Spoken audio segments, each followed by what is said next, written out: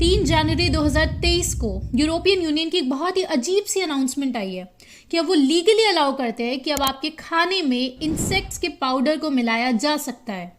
और ये है उन कीड़ों के नाम जिनको अप्रूवल मिला है यूरोपियन यूनियन से। Migratory spider cricket, the yellow mealworm और हाउस क्रिकेट। क्रिकेट मतलब होता है झिंगुर। और बड़ी शान शौकत से ये लोग कहते हैं कि अब यूरोप के जो ग्रोसरी स्टोर्स है, वहाँ के जो वॉलमार्ट्स हैं, उसके जो सूप मिलता है, pasta, breads, cookies, cracks, rolls, chocolates etcetera, इन सब में इस क्रिकेट के पाउडर को मिलाया जा सकता है। ये अप्रूवल उन्होंने दे दिया है।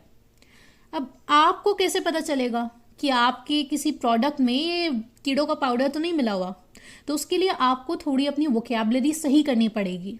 और फिलहाल गनीमत है कि ये लोग इन कीड़ों के पाउडर को इंग्रेडिएंट लिस्ट में मेंशन भी कर रहे हैं। ये रहा उसका साइंटिफिक नेम, ग्राइलस बायमैक्युलेटस। तो ये नाम अगर आपको दिख जाए तो समझ जाइए ये कीड़ों का पाउडर है। अब जैसे आप ये देख सकते हो, ये पास्ता है, इसमें क्रिकेट पाउडर मिलाया गया है, यानी कि झिंगुर का पाउडर इस पास्ता में मिला हुआ है। ये वे प्रोटीन आप देख सकते हो अमेजोन पे जो बिक रहा है। और यहाँ इन्होंने इंग्रेडिएंट लिस्ट में तो मेंशन कर दिया है कि हाँ इसमें क्रिकेट पाउडर मिला हुआ है, लेकिन यहाँ शायद गलती से इन्होंने वेजिटेरियन लिख दिया है। गलती हो गई होगी उनसे। अब दोस्तों बहुत इंपॉर्टेंट चीज़ समझो कि इस क्रिकेट के पाउडर को कोई भी नहीं खाना चाहता, लेकिन वर्ल्ड इकोनॉमिक फोरम जो है वो ह्यूज इन्वेस्टमेंट्स के द्वारा ये ऑलरेडी वेल एस्टैब्लिश कर चुका है कि इंसेक्ट्स खाने से इंसानी सभ्यता को बहुत ज़्यादा फायदा होगा। खेती करने से इंसानी सभ्यता को बहुत बड़ा खतरा है। ये सारी बातें world Economic forum already well establish कर चुका है।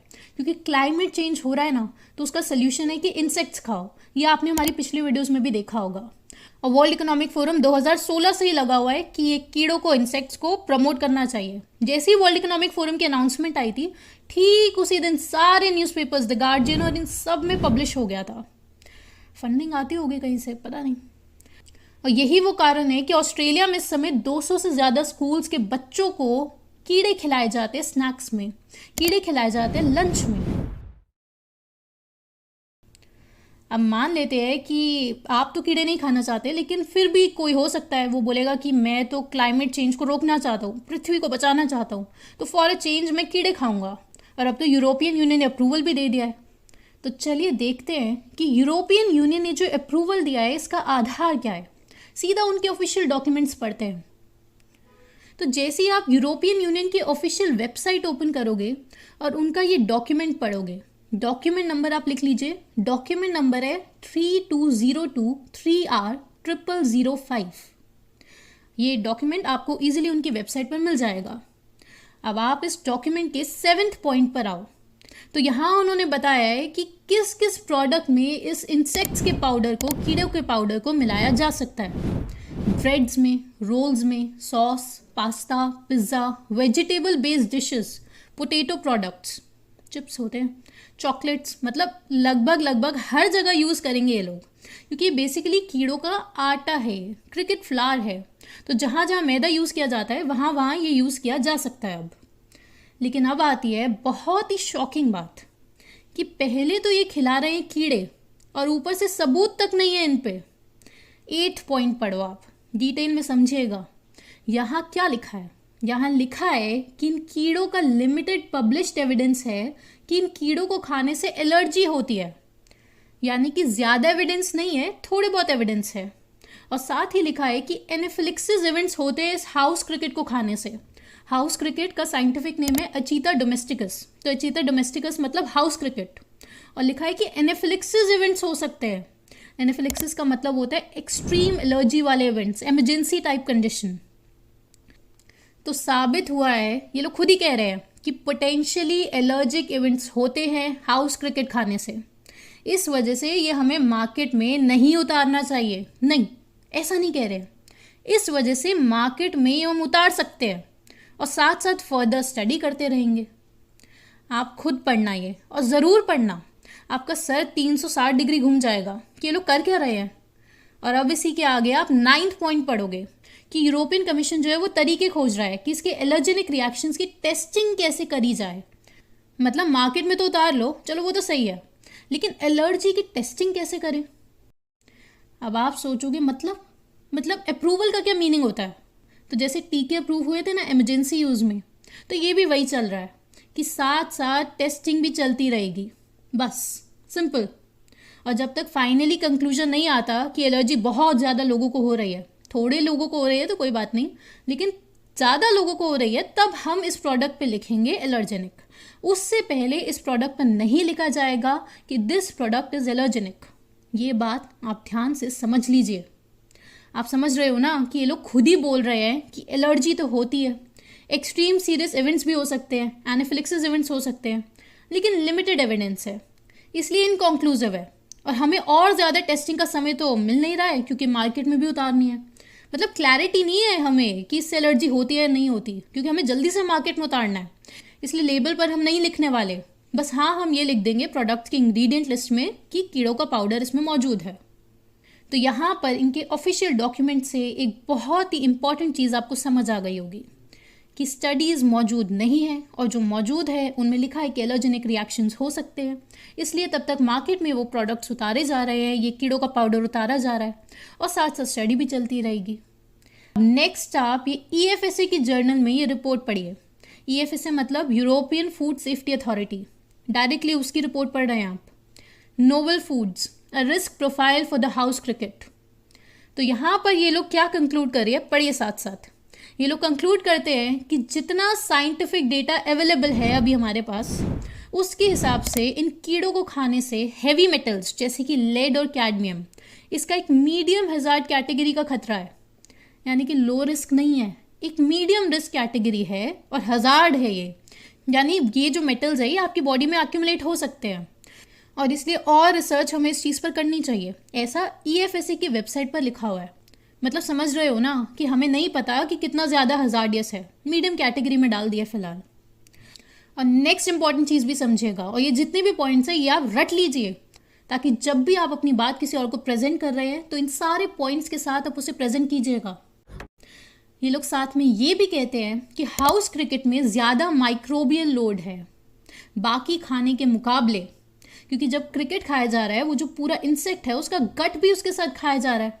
नॉर्मली जो बाकी एनिमल्स होते हैं उसका गट अलग निकाल दिया जाता है, लेकिन क्रिकेट का पूरा गट खा लिया जाता है। तो हमेशा गट के अंदर बहुत ज़्यादा माइक्रोब्स होते हैं। इसलिए EFSA, European food safety authority, वो कहती है कि खास हाइजीनिक प्रैक्टिसेस हमें डेवलप करनी पड़ेंगी, नई टेक्निक्स हमें डेवलप करनी पड़ेंगी, क्योंकि बहुत ज़्यादा माइक्रोब्स होते हैं इन इंसेक्ट्स में।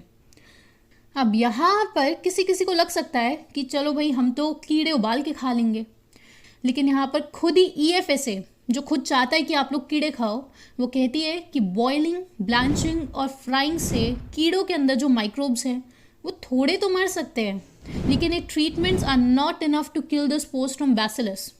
तो एज सच कोई एविडेंस मौजूद नहीं है EFSA के हिसाब से कि बॉइलिंग से आपके वो माइक्रोब्स मर जाते हैं कीड़ों के। अब नेक्स्ट सबसे इम्पॉर्टेंट चीज़ आप ध्यान से समझिए। मतलब यहाँ पे तो आप लोग सोच रहे होंगे यार डेटा तो सही लिख देते, अपनी खुद की वेबसाइट पे तो सही लिखते हैं, लेकिन यही रिसर्च थी, उसी को उन्होंने पब्लिश कर दिया है। स्टडीज़ भी यही कंडक्ट हुई है उनसे। शायद उन्हें पता है कि जो आम जनता है वो काफ़ी ज़्यादा डिल्यूजन में है इस समय। इन रिसर्चेस को कोई नहीं पढ़ने वाला, सिर्फ और सिर्फ एडवर्टीजमेंट से सारा काम चल जाएगा। बस सेलिब्रिटी इंडोर्स कर दे इसे, जैसे आपने देखा था रॉबर्ट डाउनी जूनियर है, एंजेलिना जॉली है, वो इसे प्रमोट कर ही रहे हैं। ये सब कुछ EFSA की जर्नल में लिखा हुआ है, ये सारा कुछ उनकी लीगल डॉक्यूमेंट्स में लिखा हुआ है। तो कीड़े खाने से एनाफिलिक्सिस इवेंट्स होते हैं, सीरियस कंडीशन डेवलप हो सकती है, हैवी मेटल्स एक्यूमुलेट हो सकते हैं। तो मार्केट में किस बेसिस से ला रहे हैं दोस्तों? ये आ रहा है एक मैजिक के अंडर, और उस मैजिक का नाम है नोवेल फूड। ये आपने नाम स्टार्टिंग में वीडियो के सुना होगा। नोवेल मतलब होता है नया, और नोवेल फूड का मतलब होता है एक प्रकार का खाना जो 15 नवंबर 1997, इस तारीख को याद कर लीजिए, इस तारीख से पहले पहले तक यूरोप की जनता ने वो खाना नहीं खाया हो और उसके बाद वो उसे खाने लग रहे हैं, तो उसको बोला जाएगा नोवेल। उदाहरण से समझे, जैसे कि UV ट्रीटेड ब्रेड होती है ताकि उसमें विटामिन D ऐड किया जा सके, जो आज सारी जनता खा ही रही है, तो उसको इस नोवेल कैटेगरी में डाला गया है। और जेनेटिकली मॉडिफाइड फूड और जो नए नए एडिबल केमिकल्स आते हैं, क्लोन्ड एनिमल्स हैं, प्योर केमिकल्स, ये कीड़ों का पाउडर भी इसी नोवेल फूड कैटेगरी में आता है। और इस कीड़ों के पाउडर को इस कैटेगरी में डालने का मतलब है कि अब चाहे ज़्यादा एविडेंस मौजूद नहीं है, तब भी उसे अप्रूवल दिया जा सकता है। ये है इस कैटेगरी का मीनिंग।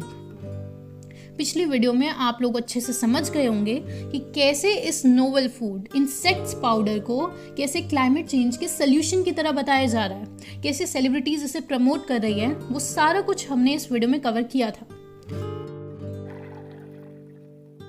और हैरान बिल्कुल मत होना दोस्तों कि आपके फैमिली मेंबर्स यूरोप के टूर पे जा रहे हैं और साथ में सेल्फी खिंचवा रहे हैं और लिख रहे हैं कि I had a bug meal, very very tasty. क्योंकि वर्ल्ड इकोनॉमिक फोरम जो है वो डिसीजंस देता है, वो डिस्कशन नहीं करता है। उसके डिसीजंस लिए जाते हैं, उसके बाद स्टडीज़ कंडक्ट होती है, उसके बाद रिसर्च कंडक्ट होती है और फिर उन्हें पब्लिश कर दिया जाता है जर्नल्स में जो इन्हीं के द्वारा फंडेड होती है।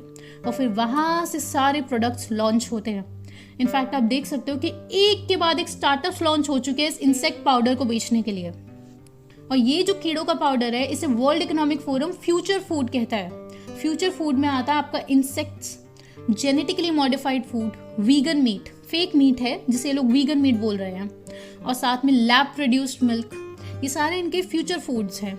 और ऑलरेडी ट्रेंड भी स्टार्ट हो चुका है जहाँ पे आपके जीएम फूड सस्ते हैं और नॉन जीएम फूड महंगे हैं। ये ट्रेंड ऑलरेडी स्टार्ट हो चुका है।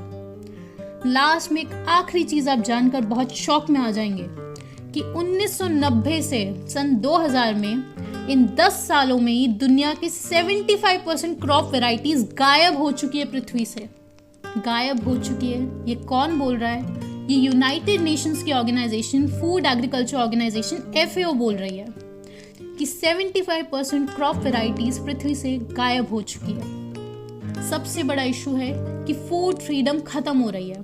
ये ग्रेट रीसेट से पहले क्या एक फूड रीसेट आ रहा है? आप इस चीज को एनालाइज कीजिए और आप हमें कमेंट्स में जरूर बताएं कि क्या आप कीड़े खाना पसंद करेंगे या नहीं करेंगे, और आपको क्या लगता है कि क्लाइमेट चेंज का सच में सोल्यूशन है? क्योंकि अभी तो आपने सारी रिसर्च देख लिया है, तो अभी आप जान चुके होंगे। और अब आप मेरे नेक्स्ट 2 वाक्य ध्यान से सुनिए।